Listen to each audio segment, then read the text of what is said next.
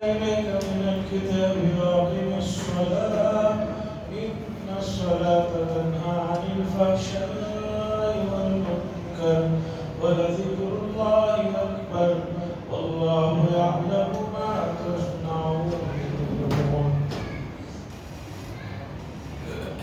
حضرات، 21ویں پارے کی ہم نے تلاوت سنی اور 21واں پارہ اتل ما اوحی الیک من الکتاب واقم الصلاۃ سے شروع ہوتا ہے۔ میں نے یہ آیت پڑھی اور اس سے پہلے کل 20ویں پارے میں ایک سورت شروع ہوئی جس کا نام ہے عنکبوت۔ عنکبوت عربی میں مکڑی کو کہتے ہیں اور مکڑی بہت کمزور اور مزمحل ایک مخلوق ہے۔ اس کے باوجود وہ ہر گھر میں ہر بنگلے میں وہ اپنا بھی ایک گھر بنائے ہوئے رہتی ہے اور اس کا اپنا بنایا ہوا گھر اس سے بھی کمزور ہوتا ہے۔ مکڑی خود کمزور ہے، اس کا بنایا ہوا جو گھر ہوتا ہے، جو جالا ہوتا ہے، وہ اس سے بھی کمزور ہوتا ہے۔ اللہ تعالیٰ نے یہ بات فرمائی مثل الذین اتخذوا من دون اللہ اولیاء کمثل العنکبوت اتخذت بیتا وَإِنَّ أَوْهَنَ الْبَيْتِ لَبَيْتُ الْعَنكَبُوتِ۔ ان لوگوں نے اللہ کو چھوڑ کر دوسرے لوگوں کو پکار رہے ہیں، وہ لوگ جن کو یہ پکار رہے ہیں اپنا معبود سمجھ کر مکڑی کا جو گھر ہے وہ لوگ اس سے بھی کمزور ہیں۔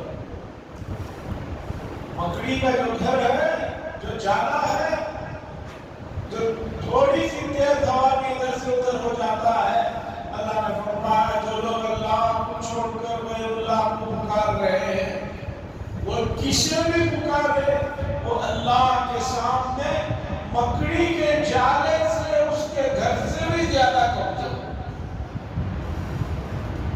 غیر اللہ کی حیثیت، غیر اللہ کی حقیقت اللہ کے سامنے اس مکڑی کے جالے سے بھی زیادہ ہے۔ اس لیے صرف اللہ کو پکارو، صرف اللہ کی عبادت کرو، صرف اللہ کو راضی کرنے کی کوشش کرو۔ باقی لوگ جن کے لیے تم دوڑ دھوپ کر رہے ہو، اللہ کو چھوڑ کر ان کی کوئی حقیقت نہیں۔ اور یہاں پر ایک علمی اور تحقیقی بات بتانا چاہتا ہوں، مجھے ذرا توجہ سے سنو۔ اللہ تعالیٰ نے جتنے بھی مخلوق پیدا کی ہیں ان میں نر اور مادہ، مین وومن دونوں، چیونٹیوں میں بھی اور ہر ایک میں بھی ایک چیز پائی جاتی ہے۔ مصر کے ایک بڑے پروفیسر جو حشرات الارض پر جنہوں نے کام کیا اور بہت بڑا کام کیا، انہوں نے کیڑے مکوڑوں پر ریسرچ کی اور ہمارا یہ ماننا ہے قرآن و حدیث کی روشنی میں اللہ نے زندگی میں اس دنیا میں کوئی بھی چیز بیکار اور فالتو نہیں پیدا کی۔ آپ کہیں گے کہ بھئی وہ فلان چیز ہے اس کا تو مجھے فائدہ نہیں سمجھ میں آ رہا ہے، آپ کو سمجھ میں نہیں آ رہا ہے، یہ آپ کا مسئلہ ہے۔ اللہ تعالیٰ نے کسی بھی مخلوق کو بیکار اور فالتو نہیں پیدا کیا ہے۔ ہر چیز کو جو پیدا کیا ہے اللہ نے اس میں حکمتیں ہیں اور اس کے فائدے ہیں، وہ فائدے انسانوں کو نظر آئے نہ آئے الگ بات۔ اور کتنی مخلوقات ہیں اللہ بہتر جانتا ہے۔ اللہ نے کتنی مخلوقات پیدا کی ہے، آج تک کوئی آدمی یقین سے نہیں کہہ سکتا کہ میں پوری اللہ کی مخلوقات کو گنتی کر چکا ہوں، شمار میں آ چکا ہے۔ اس لیے کہ ہر دوسرے تیسرے دن ایک نئی چیز پیدا ہوتی رہتی ہے اور اس کے اوپر ریسرچ کرتے کرتے 2 سال گزرتے ہیں، پھر ایک دوسری چیز پیدا ہوتی ہے۔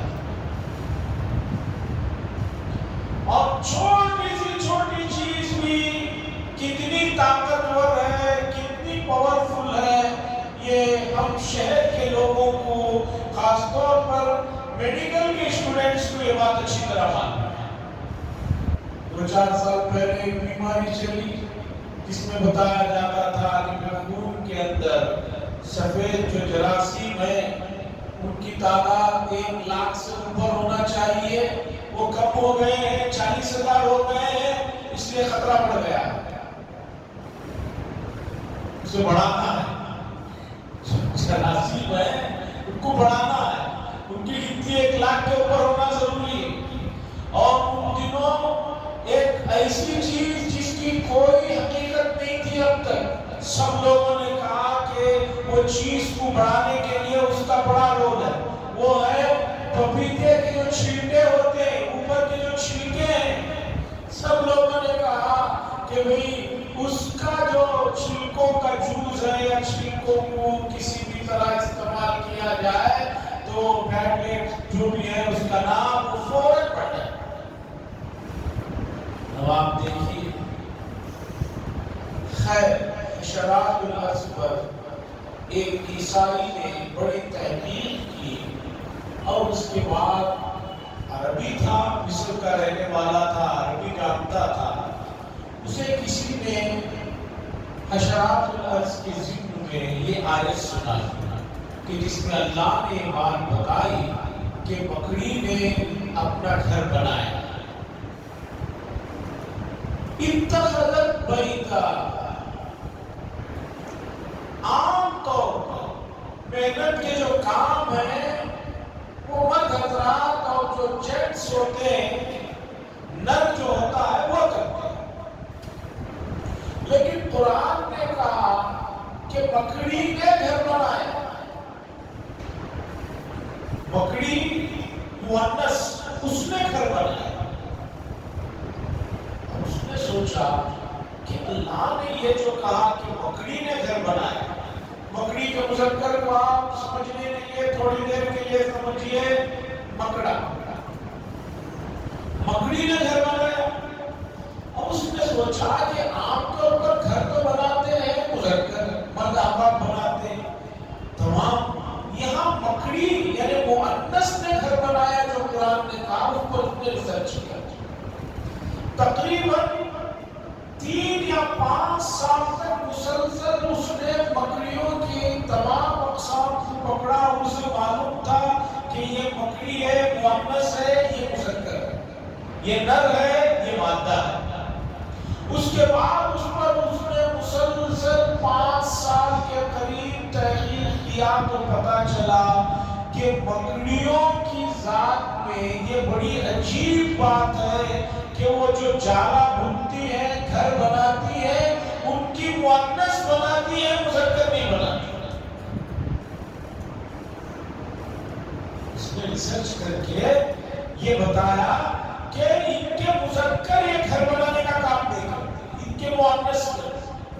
اس نے اس کے بعد یہ کہا کہ جس چیز کو مجھے تحقیق کر کے سمجھنے کے لیے اتنا لمبا عرصہ لگا، اور قرآن نے وہاں پر جو وہ بات ذکر کی وہ گھر بنانا مقصود بتانا نہیں تھا، یہ بتانا مقصود نہیں تھا کہ مکڑی نے گھر بنایا، مؤنث نے بنایا، مذکر نے بنایا، یہ بتانا نہیں تھا۔ قرآن کو صرف یہ بتانا تھا کہ سب سے کمزور جو گھر ہوتا ہے وہ مکڑی کا گھر ہے، اور جو لوگ اللہ کو چھوڑ کر دوسروں کو پوچھتے ہیں ان کی جو حالت ہے ان کے معبودوں کی، وہ مکڑی کے جالے سے بھی زیادہ کمزور۔ اس آدمی نے کہا کہ ایک معمولی ریسرچ پر میری 5 سال کی زندگی گزر گئی، اور میرے پاس تو اس ریسرچ کے لیے तमाम किस्म की सहूलतें थी, लैब था, वो था, ये था, पैसा था, पीछे से सपोर्ट थी हुकूमत की। और ये बात कुरान मजीद 1400 साल पहले कह रहा है और रसूलुल्लाह सल्लल्लाहु अलैहि वसल्लम पर नाज़िल हुआ है। तो उसने कहा यकीनन ये अल्लाह का कलाम है, गैरुल्लाह का कलाम हो नहीं सकता। इसलिए कि 1400 साल पहले कौन सी लैब थी कि तहकीक करके मकड़ी घर बनाती है, उसका मुज़क्कर बनाता है, बताया जाए। तो उसके बाद उस आदमी ने कुरान पर ईमान लाया और जो है रसूलुल्लाह सल्लल्लाहु अलैहि वसल्लम की सदाकत को तस्लीम किया। अज़ीज़ान गिरामी, कुरान कोई मामूली किताब नहीं है। कुरान के आयात के ज़िक्र में जो एक बात मालूम हो जाती है, कौम उस बात को समझने के लिए सालों लगा देती है। ज़िक्र में दलालतुन नस, इशारतुन नस, यूं समझिए कि इस वक्त मैं मिसाल के तौर पर घड़ी को देख रहा हूं, मेरी दोनों आंखों का फोकस घड़ी है, मेरा मिशन वो घड़ी है। लेकिन मैं जब घड़ी को देख रहा हूं, उसके बावजूद मुझे इधर भी कुछ लोग नजर आ रहे हैं, इधर भी कुछ नजर आ रहे हैं, पंखे नजर आ रहे हैं, दूसरी चीजें नजर आ रही हैं। लेकिन मेरा असल मकसद क्या है? वो घड़ी देखना है। इसके बावजूद ये जो चीजें नजर आ रही हैं, इसी तरह कुरान का असल मकसद लोगों को जो है हिदायत याफ्ता बनाना, अल्लाह की तरफ मुतवज्जे करना। इसके बीच में जिक्र में इधर जो चीजें आ रही हैं, वो चीजें खुद इतनी बड़ी है कि उन तक पहुंचने के लिए कौम को बड़ी मुद्दत लगी और बड़ी मुद्दतों के बाद भी अभी बहुत चीजें हैं जो समझ में नहीं आ रही। ये तो अनकबूत से मुताल्लिक एक बात हो गई। असल आयत जो 21वें पारे की मैंने पढ़ी, उसकी तरफ आता हूँ। अल्लाह फरमाते हैं, उतलु मा उहिया इलैका मिनल किताब। ऐ नबी सल्लल्लाहु अलैहि वसल्लम, आप पर जो किताब हमने नाजिल की है, इसे पढ़कर सुना। मुफस्सिरीन ने लिखा है, ये सिर्फ रसूलुल्लाह सल्लल्लाहु अलैहि वसल्लम को खिताब नहीं, आपके जरिए से क़यामत तक के आने वाले सभी लोगों को जो कुरान पढ़ना चाहते हैं, उनकी जिम्मेदारी है कि वो कुरान पढ़कर दूसरों को सुनाए। उतलु मा उहिया इलैका मिनल किताब, लोगों जो नाज़िल हुई है अल्लाह की तरफ से, वही जो किताब नाज़िल हुई है, इसे पढ़कर सुनाओ और तमाम लोगों को पढ़कर सुनाओ। सिर्फ घर वालों तक, उम्मत मुस्लिमा तक, महल्ले तक नहीं, बल्कि इस किताब की आयतों को दुनिया के हर इंसान के सामने पढ़ना चाहिए, उसे सुनाना चाहिए। इसलिए कि इस किताब के अंदर सरासर हिदायत ही हिदायत है। मेरी आपकी जिम्मेदारी है कि हम अपनी अपनी ताकत के मुताबिक कितने लोगों को कुरान पढ़कर सुना रहे हैं, ये गौर करने की बात। कुरान मजीद उम्मत मुस्लिमा के लिए नहीं है, पूरे आलम के इंसानों के लिए ये किताब है। और हमने क्या किया, इस किताब को ऐसा धोखा दिया नफ्स ने और शैतान ने कि ये किताब बड़ी मुकद्दस है, बड़ी मोहतरम है, इतनी मोहतरम है कि कोई इस किताब को छूने के लिए तैयार नहीं। किताब को इतने कपड़ों में लपेट कर घर के सबसे ऊंचाई पर रखते हैं कि कभी गलती से भी किसी की निगाह वहां तक ना चले जाए। हमारे मौलवी साहब हैं, उन्हें इसका वास्ता पढ़ते रहता है। लोग एक घर से दूसरा घर जब शिफ्ट करते हैं, मेरे पास आते कितना मौलवी साहब से कहा, क्या काम कि हजरत हम वो घर में जा रहे हैं, ये घर से वो घर जा रहे हैं, तो क्या मौलवी साहब सामान उठाना है कि नहीं? हजरत को कुरान ले जाकर वहां रखना। ऐसा डर रहा है मुसलमान कि कुरान उठाएगा तो कहीं ऐसा ना हो कुरान से पकड़ ले। और क्या समझ रहा है, शैतान ने क्या धोखा दिया? नहीं भाई, हम कुरान का बड़ा एहतराम कर रहे हैं, खुद कुरान को नहीं छू रहे हैं, मौलवी साहब और इमाम साहब को बुलाकर ला रहे हैं, वो इस घर से उठा कर ले जाए और उस घर के कोने में रख दे, फिर जब घर یہ احترام ہے، احترام ہے یہ۔ قرآن کہہ رہا ہے کھولو پڑھو۔ نزلنا علیک تبیانا لکل شیء، اس میں اپنے ہر چیز کو تفصیل کے ساتھ بیان کیا۔ قرآن کھولو۔ قرآن کا احترام یہ نہیں ہے کہ قرآن کو دور سے دیکھتے ہی ادھر سے نکل جاؤ۔ اتل ما اوحی الیک من الکتاب، اس کے لیے ضروری ہے کہ آدمی کو قرآن پڑھنا آئے، اس کے بعد اس کے معنی مفاہیم جانے گا، تب نہ وہ دوسروں کے سامنے پڑھ کر سنائے گا۔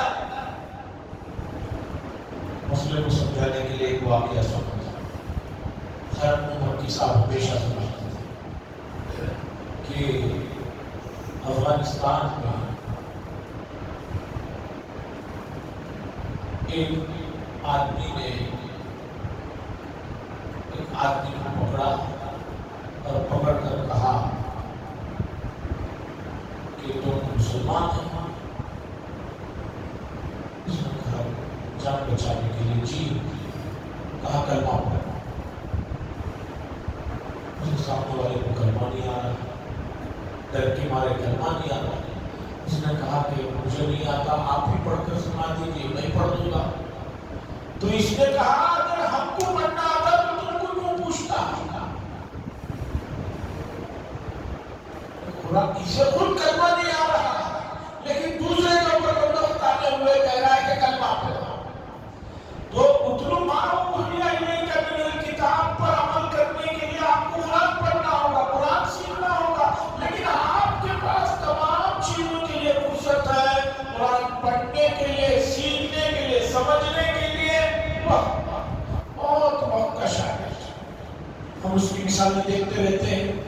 ہمارے پاس مسجد کی نگرانی میں اوپر مکتب چل رہا ہے، یو کے جی کے بچے، ایل کے جی کے بچے، فرسٹ اسٹینڈرڈ سیکنڈ اسٹینڈرڈ کے بچے مشکل سے جو 1 گھنٹہ عربی پڑھنے آتے ہیں، لیکن جو ہی معمولی F1 F2 کے ایگزام آتے ہیں تو ماں باپ آ کر کہتے ہیں کہ بچہ 10 دن نہیں آئے، کیوں بھائی ایگزام ہو رہا ہے۔ میں کہتا ہوں کہ میں بھی بنگلور کا رہنے والا ہوں، میرے بھی بچے اسکول پڑھتے ہیں، اور آپ کو معلوم ہونا چاہیے کہ 9th اسٹینڈرڈ تک کوئی بھی اسکول والا کسی بچے کو فیل ہی نہیں کر سکتا۔ ابھی اس سال 8th کے ایگزام تھے، بورڈ کے ایگزام تھے، بچے ڈر رہے تھے، حکومت نے کہا ڈرنے کی کوئی ضرورت نہیں، آؤ حاضری لگاؤ، جاؤ، پاس کرنا ہماری ذمہ ہے۔ اتل ما اوحی الیک من الکتاب، قرآن کی تلاوت کیجئے، اور یہ ذمہ داری ہے کہ اسے سیکھ کر آپ دوسروں کے بھی سامنے پڑھ کر سنائیے۔ کالج میں آپ سے کوئی بات کرے اور آپ کے دین کے بارے میں پوچھے، قرآن کے بارے میں پوچھے تو آپ کیا کہیں گے؟ نہیں، وہ ہم نے اٹھا کر لپیٹ کر اوپر رکھ دیا ہے، وہ صرف ہمارے مخصوص لوگوں کی پڑھنے کی کتاب نہیں، قرآن سب کے لیے ہے، سب کے پڑھنے کی کتاب ہے۔ وَأَقِمِ الصَّلَاةَ، اللہ نے فرمایا، اور نماز کو کھڑی کیجئے، نماز کو قائم کیجئے۔ اس کے بعد کا لفظ وَأَقِمِ الصَّلَاةَ، مفسرین نے لکھا ہے صلوا والصلاة، اللہ نے نہیں فرمایا نماز پڑھو، نماز کو سیدھی کھڑی کرو، یعنی کہ نماز کو مکمل نماز کی طرح سے پڑھو، جس کے تمام جو ارکان ہیں، واجبات ہیں، سنتیں ہیں، مستحبات ہیں، ان کو جانے اور جان کر پڑھے۔ اب نماز پڑھ رہے ہیں تو نماز سے پہلی چیزیں جو نماز کے ساتھ جڑی ہوئی ہیں، جیسے وضو ہے، طہارت کے مسائل ہیں، لوگ پوچھتے نہیں تو معلوم نہیں ہوتا، اور کہتے ہیں شرم آتی ہے۔ قرآن حدیث نے کہا کہ دین کی چیزوں کو سیکھنے کے لیے جو لوگ شرم کا لفظ استعمال کرتے ہیں وہ خود بے شرم قسم کے لوگ ہیں۔ بھئی دین کی بات ہے، معلوم کرو۔ اب نماز کے لیے طہارت ضروری ہے، طہارت کے مسائل معلوم کرو، نہیں معلوم کرتے لوگ کہ اچھا یہ بھی پوچھنے کی بات ہے، بالکل پوچھنے کی بات ہے۔ حضرت سلمان فارسی رضی اللہ تعالیٰ عنہ کو مدینے میں یہودیوں نے کہا ارے بھائی تمہارے نبی بھی بڑے عجیب نبی ہیں، تم لوگوں کو چھوٹے بچوں کی طرح بیت الخلاء میں کوسا پہن رکھ کر جانا چاہیے، اور کیا دعا پڑھنا چاہیے، اور کپڑے کب اٹھانا چاہیے، کس طرح باقی حاصل کرنا چاہیے،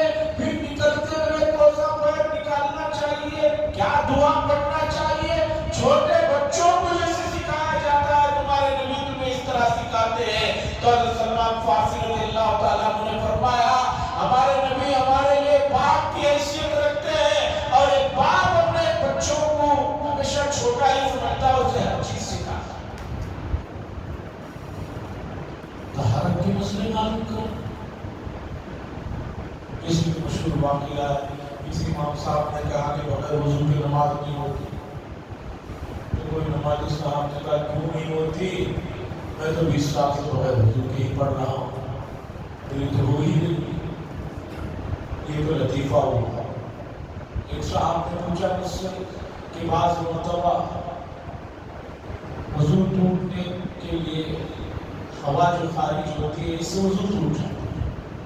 اس نے کہا کہ بغیر آواز کے جو ہو جاتا ہے مسئلہ پیش آ جاتا ہے تو کیا اس سے وضو ٹوٹتا ہے؟ میں نے کہا اس سے نہیں ٹوٹتا ہے، ضرور ٹوٹتا ہے۔ اس نے کہا اب تک مجھے معلوم نہیں تھا، کسی نے بتایا۔ میں نے کہا کیوں کوئی تمہیں بتائے گا؟ تم مسلمان ہو، تمہاری ذمہ داری ہے دین سیکھنا، اسلام سیکھنا، یہ تمہاری ذمہ داری ہے۔ عزیزان اکرامی، بیسک مسائل لوگوں کو نہیں پتا۔ اقیم الصلاۃ، اللہ فرمانے نماز کو قائم کرو، یعنی وہ تمام چیزیں قائم کرو۔ اس کے بعد اللہ نے فرمایا ان الصلاۃ، بے شک نماز تنہا عن الفحشاء والمنکر، بے حیائیوں سے اور بری باتوں سے روکتی ہے۔ نماز کا ایک چھوٹا فائدہ یہ ہے کہ وہ برائیوں سے، بے حیائیوں سے، گندگیوں سے روکتی ہے۔ سوال ہوگا، ایک آدمی نماز بھی پڑھ رہا ہے، باہر جا کے جھوٹ بھی بول رہا ہے، ایک آدمی نماز بھی پڑھ رہا ہے، باہر جا کے گناہ بھی کر رہا ہے، ایک آدمی نماز بھی پڑھ رہا ہے اور گندے کام بھی کر رہا ہے، اور اللہ کو فرما رہے ہیں کہ نماز تنہا عن الفحشاء والمنکر، بے شک نماز روکتی ہے برائیوں سے، بے حیائیوں سے اور منکر باتوں سے۔ اس کا جواب یہ ہے، اس طرح سمجھیے، روکنے سے اور گناہ ہونے میں، روکنے میں اور گناہ ہو جانے میں دونوں میں فرق ہے۔ مثال سے سمجھیے، کسی آدمی کا بیٹا یا کسی آدمی کا بچہ بہت ہی نامعقول ہو جاتا ہے، جا کر لوگ اس کے باپ سے کہتے ہیں کہ بھئی اپنے بچے کو سنبھالو، بڑا ہی ناہنجار ہے، نامعقول ہے، کیسی کیسی حرکتیں کرتا پھر رہا۔ تو باپ کہتا ہے ارے 1000 مرتبہ روک چکا ہوں، 1000 جتن کر چکا ہوں، وہ رکتا نہیں۔ باپ روک رہا ہے، وہ رکتا نہیں ہے۔ اسی طرح نماز آدمی کو بے حیائی کے کاموں سے روکتی ہے، لیکن ہوتا کیا ہے کہ نفس اور شیطان اس سے کروا دیتا ہے۔ پھر سوال ہوگا کہ فائدہ کیا ہوا دونوں کا؟ اس فائدے کو سمجھیے۔ محققین نے یہ بات لکھی ہے، اگر لیاب ٹیسٹنگ ہوتی اس معاملے کی تو مسئلہ آسانی سے سمجھ میں آتا۔ ایک نمازی جو گناہ کرتا ہے، غلطی کرتا ہے، اس کی کیفیت اور ایک بے نمازی جو غلطی کرتا ہے اس کی کیفیت میں فرق ہے۔ یہ نمازی جو غلطی کر رہا ہے یا غلطی جو ہو رہی ہے، اس وقت اس کا دل ملامت کر رہا ہوتا ہے کہ میں جو کر رہا ہوں غلط کر رہا ہوں، اسی لیے اسے بعد میں توبہ کی توفیق نصیب ہوتی ہے۔ اور جو آدمی بے نمازی ہے، وہ غلطی کر رہا ہے تو اس کا دل اسے وہ غلطی کو ٹوکتا نہیں ہے، اسے اس کا احساس بھی نہیں ہوتا ہے، اس کا دل اسے ملامت نہیں کر رہا ہوتا ہے، اسی لیے اسے توبہ کی توفیق ہو یا نہ ہو گارنٹی نہیں ہے، اسے توبہ کی توفیق ضرور ہوتی ہے۔ تو تنہا عن الفحشاء والمنکر، روکتی تو ہے نماز، لیکن گناہ دوسرے جو ہے جذبے لے جا کر کرا دیتے ہیں۔ اس کے بعد اللہ نے فرمایا وَلَذِكْرُ اللَّهِ أَكْبَرُ۔ نماز کا ایک فائدہ یہ بتا دیا گیا۔ اب اور ایک چیز سنو کہ اللہ کا جو ذکر ہے، اللہ کا جو نام ہے، وہ بہت بڑی چیز ہے، اکبر، بہت بڑی چیز ہے۔ اس لیے آدمی کو چاہیے کہ اللہ کا نام اور اللہ کا ذکر، اور اللہ کے ذکر میں قرآن ہے، نماز ہے، یہ تمام چیزیں ہیں، یہ چلتے پھرتے اللہ کا نام لیتے رہنا چاہیے۔ بسم اللہ سے شروعات کرو، لیکن معاشرے میں، کلچر میں دیکھتے دیکھتے غیروں کی چیزیں بہت آ گئی. آپ دکاندار، آپ کاروباری لوگ، ٹھیلوں پہ ملنے والے، دکانوں پہ ملنے والے، دکانوں میں جاؤ، صبح صبح اگر آپ گئے ہیں تو کیا کہتے ہیں کہ بھئی یہ نہیں کہتے کہ بھئی بسم اللہ بول کر آپ آئے، بسم اللہ کیجئے. وہ کہتے ہیں کہ صبح صبح آپ کی بھونی ہو رہی ہے اس لیے میں کم بول رہا ہوں. آپ کو معلوم ہونا چاہیے بھونی یہ بدھ کا نام ہے، یہ بدھ کا نام ہے. شدت سے لکھا ہے کہ بھئی آدمی کام کی شروعات اللہ کا نام لے کر کرنا چاہیے. یہ چونکہ معاشرے میں ساتھ میں رہنے والوں کے ساتھ اٹھنے بیٹھنے کی وجہ سے ان کے بہت سے الفاظ جو زبان میں آتے ہیں اور آدمی کو پتا بھی نہیں چل رہا کہ وہ کیا کہہ رہا ہے. تو کیا کہنا چاہیے؟ وَلَذِكْرُ اللَّهِ أَكْبَرُ. اللہ کا ذکر بہت بڑی چیز ہے، اسے کرتے رہنا چاہیے. وَاللَّهُ يَعْلَمُ مَا تَصْنَعُونَ. اللہ نے فرمایا کوئی بھی آدمی نیک کام کرتے ہوئے، ذکر کرتے ہوئے یہ نہ سوچے کہ میں یہ جو کر رہا ہوں اللہ کو معلوم ہو رہا ہے نہیں ہو رہا ہے. نہیں، اللہ یعلم ما تصنعون. تم جو کچھ کر رہے ہو سب اللہ کو اس کا علم ہے، اس لیے ضائع نہیں ہوں گے. مایوس مت ہو، نا امید مت ہو، اللہ کے ذکر میں لگے رہو. وآخر دعوانا الحمدللہ رب العالمین. الحمدللہ شکر اللہ صلی اللہ علیہ وسلم. اللهم صل على محمد وبارك على محمد صلى الله تعالى وسلم على محمد وعلى آله وصحبه أجمعين.